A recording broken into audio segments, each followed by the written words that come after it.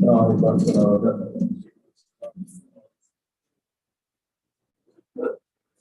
الرحمن الرحيم. الحمد لله وكفى والصلاة والسلام على عباده الذين اصطفى. أما بعد، قال الله تعالى في القرآن المجيد بعد أعوذ بالله من الشيطان الرجيم. بسم الله الرحمن الرحيم. فإذا قضيت الصلاة فانتشروا في الأرض وابتغوا من فضل الله واذكروا الله كثيرا لعلكم تفلحون. قال النبي صلى الله عليه وسلم: التاجر الصدوق الأمين مع النبيين والصديقين والشهداء. صدق الله مولانا العظيم وصدق رسوله النبي الكريم، ونحن على ذلك لمن الشاهدين والشاكرين والحمد لله رب العالمين. Respected friends and elders, Allah Ta'ala has truly been extremely kind to us for everything that He has given us, for every favor He has blessed us with. Especially amongst all of the blessings that Allah Ta'ala has given us is the blessing of the opportunity to earn sustenance, to earn money. Living in this society, living in this country especially, in this beautiful country, alhamdulillah, we have many opportunities to earn tremendous amounts of money. Now, not all of it is halal money, but there are many opportunities for halal income as well. And oftentimes we hear the hadith, we hear some selected ahadith related to the marketplace, right? Regarding the marketplace being the most disliked place on the face of the earth. And we hear some ahadith related to these topics, which after hearing those ahadith, we assume that Islam and Sharia discourages us to make money or to get rich. And so this is a negative perspective and this is a wrong perspective. Islam and Sharia does not discourage us from making money or from earning halal sustenance. The only problem arises when people are earning haram and when people are involving themselves in those avenues when they're not supposed to be involving themselves in. And so in reality we find many ahadith, many ayat encouraging to earn money, to earn halal sustenance. Rasulullah sallallahu alayhi wa sallam, he says, he says that acquiring halal sustenance is an obligation amongst the many other obligations. An obligation amongst the many other obligations. So just as salah, zakat, these things are an obligation, similarly, earning halal sustenance is also an obligation. And we find that not only is it an obligation, but just as salah, there are plenty of rewards for praying salah despite it being an obligation. Also zakat, giving zakat, despite it being an obligation, there are many rewards associated with it. We find that there are many rewards associated with earning halal money.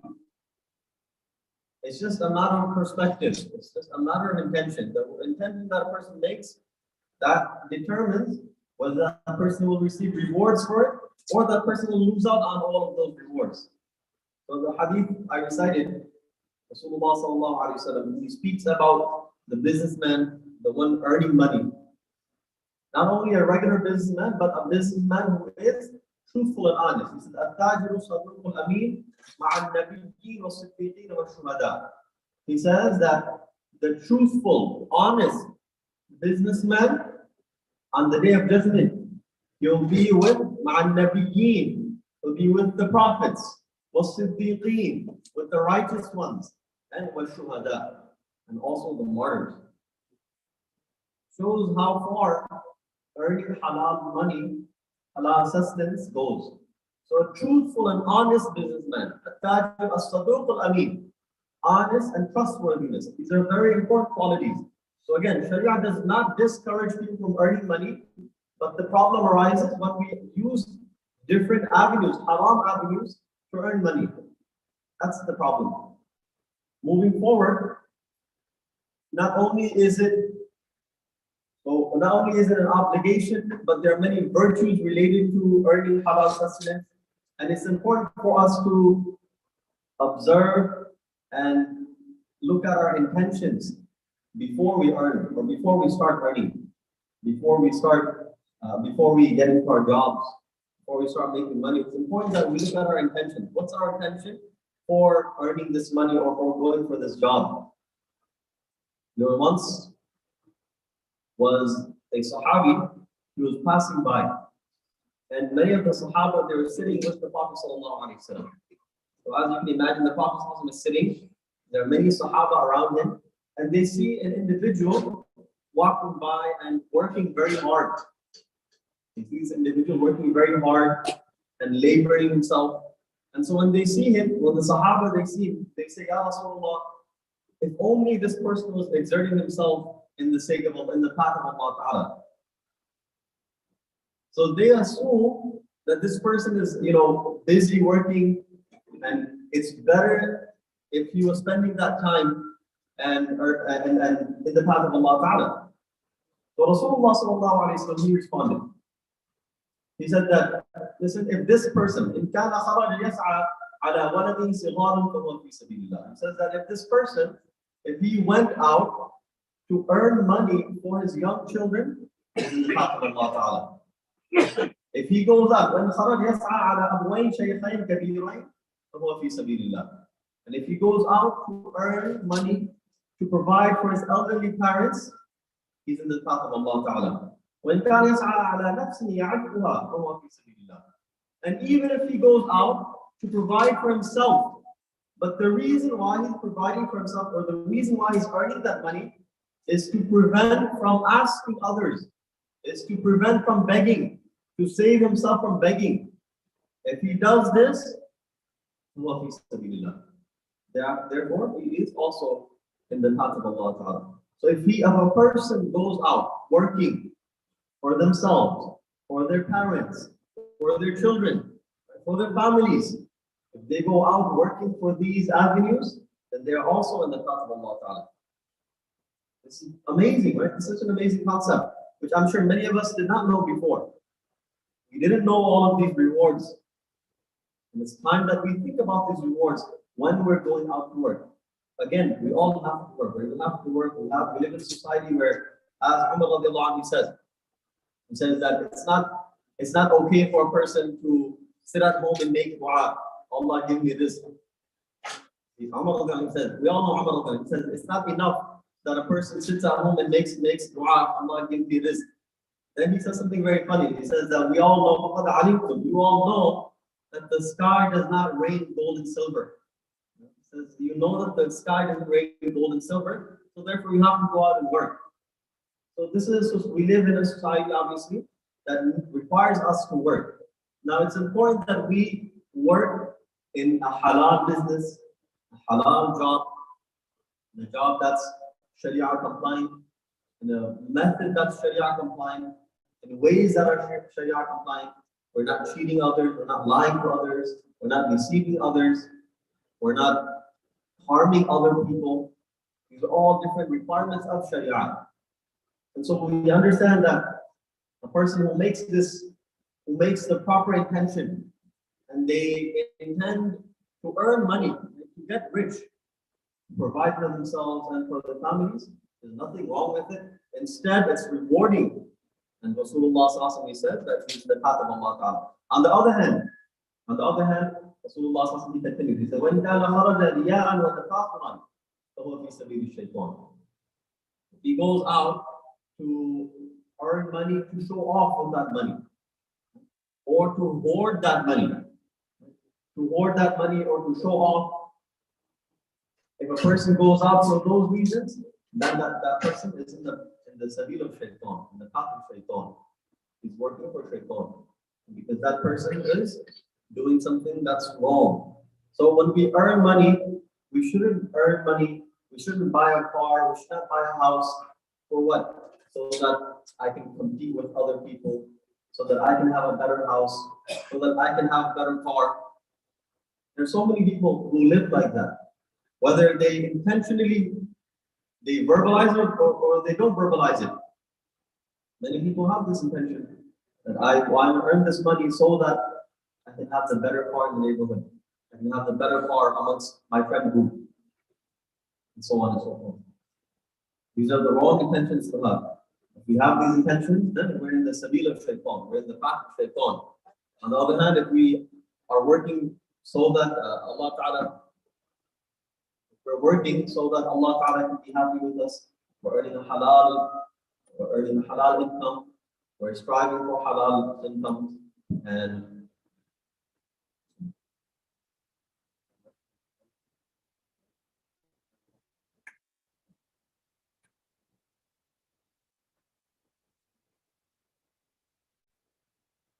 the person is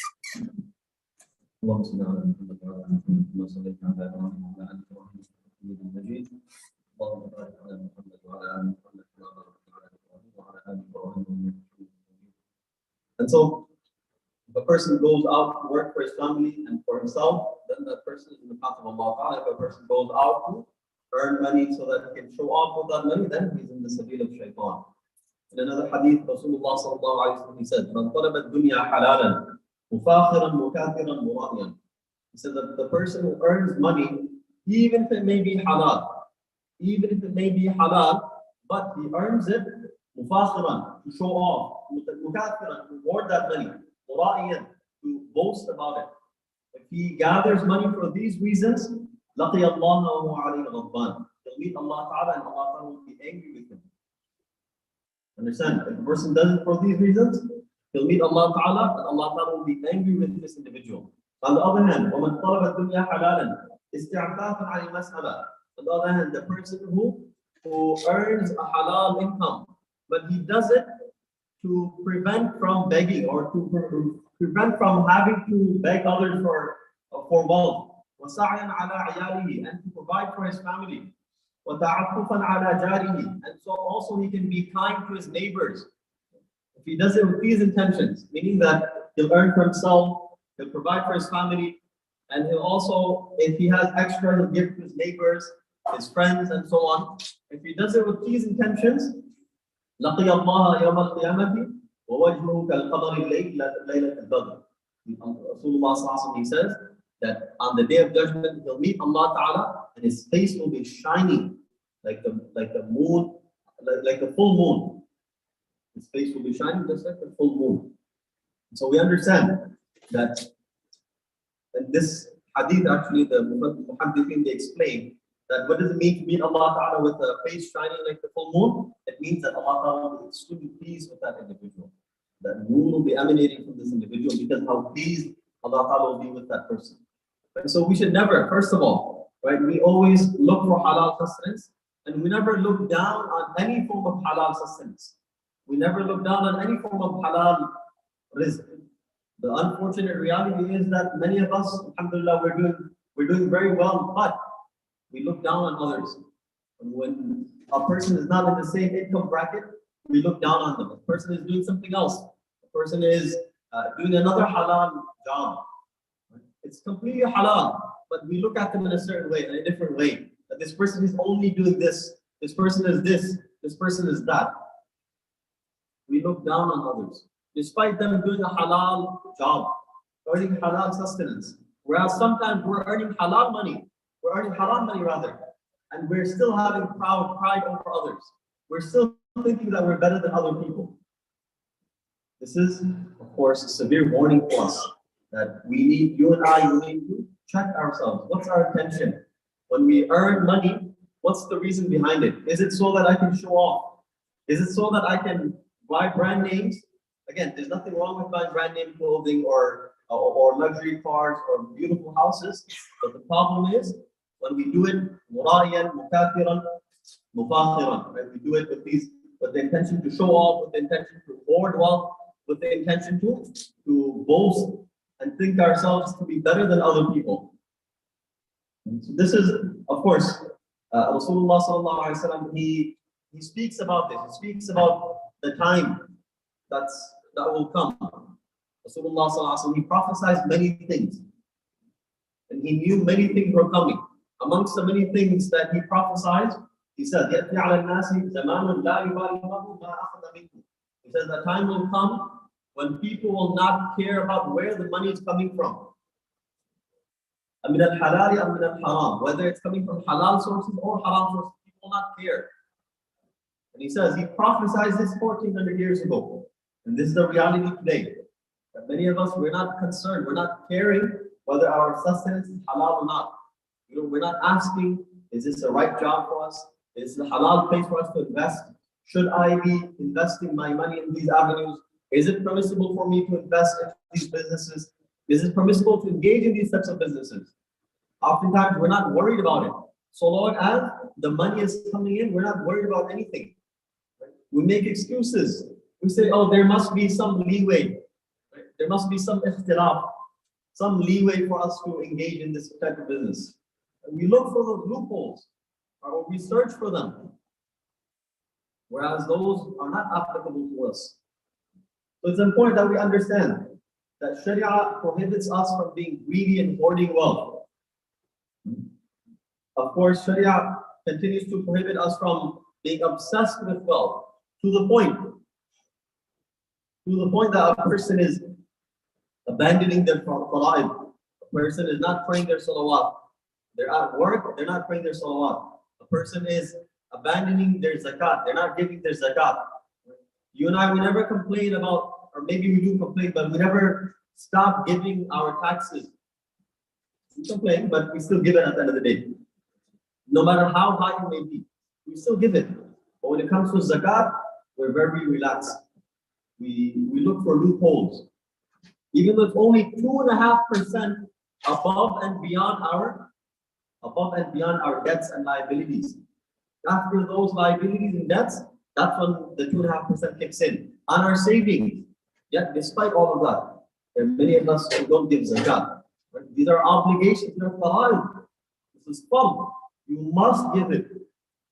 So Sharia prohibits us from hoarding wealth, from being greedy with wealth, from not using the wealth in the proper avenues. We're not spending our wealth in the proper avenue.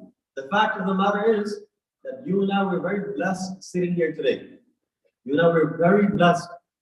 I say this pretty often, that if Allah Ta'ala were to change one or two things in our life, we would only be earning peanuts, we'd be earning pennies per day. But the fact is Allah Ta'ala is very kind to us. Allah Ta'ala brought us to this country, alhamdulillah, and in this country we have many opportunities for earning halal sustenance. And if we go and earn haram, if we engage in haram business, then it's our fault. We will be held responsible. Because there's a plethora, there's so many ways of earning halal. There's so many good halal incomes. If a person goes and seeks haram, that's their fault. And it's our responsibility to make sure that everything that we're doing is halal. The income that we receive, the jobs that we're engaged in, the things that we are doing, it's important that we find out whether it's halal or not. So, Imam Ghazali, he mentions a few quotes. I mentioned this one quote Imam Ghazali quotes in his Ihya. He quotes a narration of Isa alayhi salam. When Isa alayhi salam saw an individual, he saw an individual sitting down and worshipping Allah Ta'ala. So he asked him, what are you doing? He said, I'm worshipping Allah. So then Isa alayhi salam, he asked, who's earning for your family? You're sitting here worshipping Allah. It's time of business. Who's earning for the family? He said, my brother's earning for the family. He said, your brother is a bigger worshipper than you are, because he's earning halal sustenance.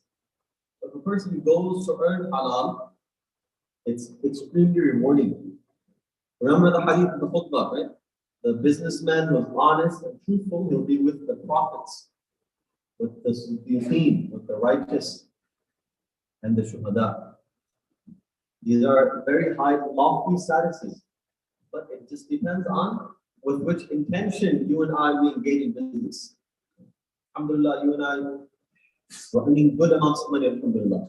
Allah Ta'ala has blessed us with good amounts of money in comparison to many other people. Rasulullah advises us that in terms of dunya, we always look at who? The people who are less fortunate than us.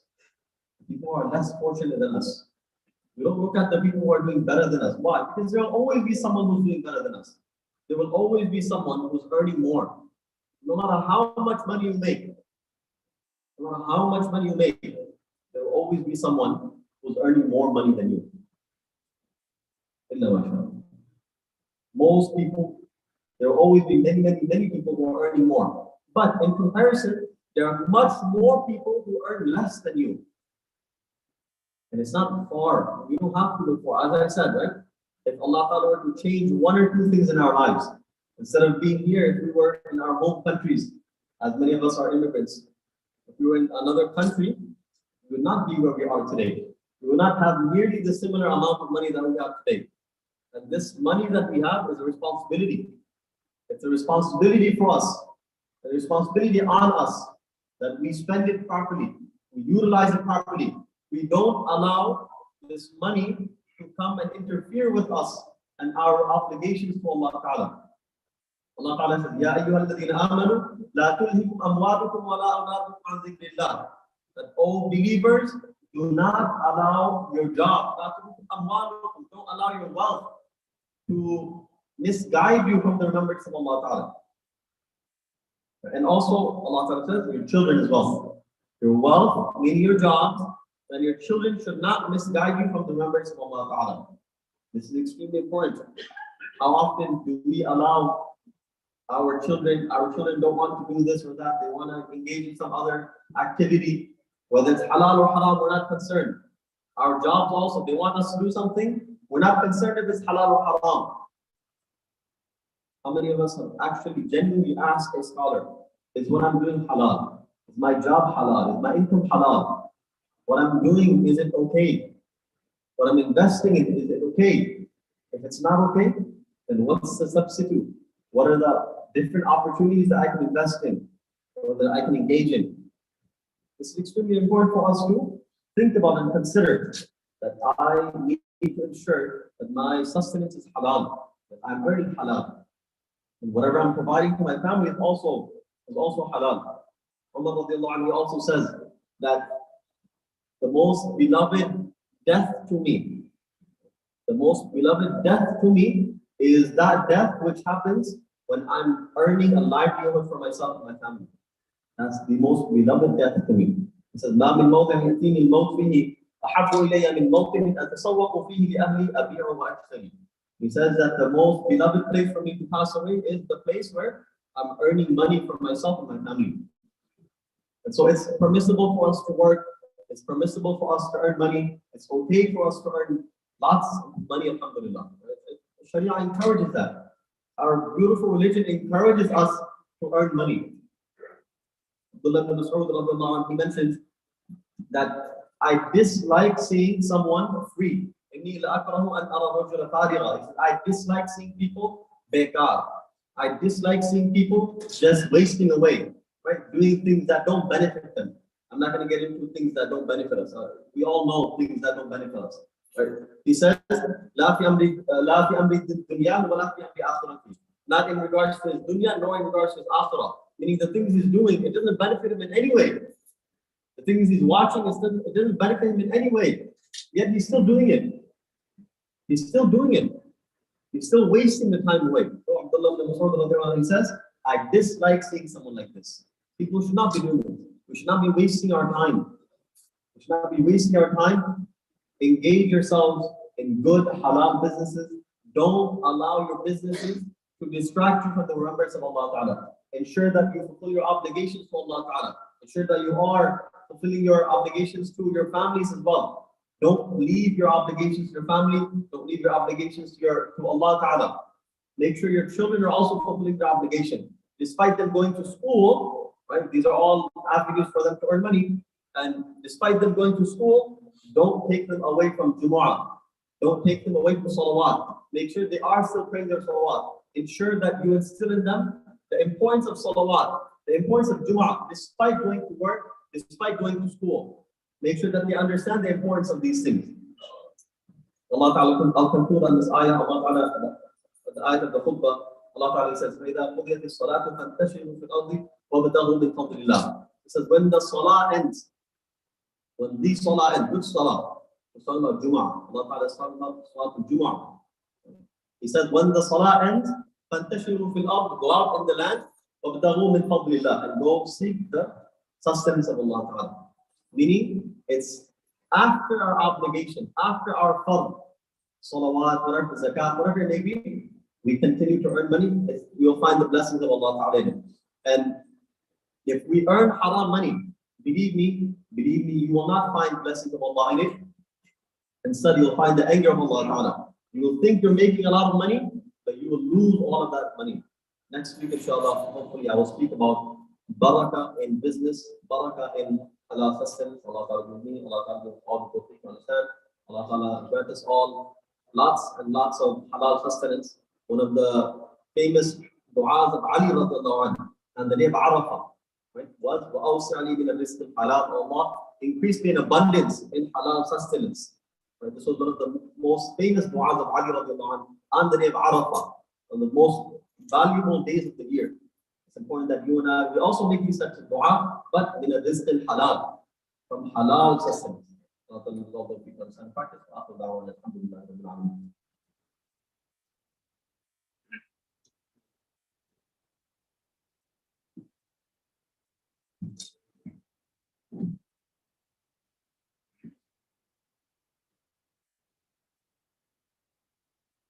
Allahu Akbar, Allah.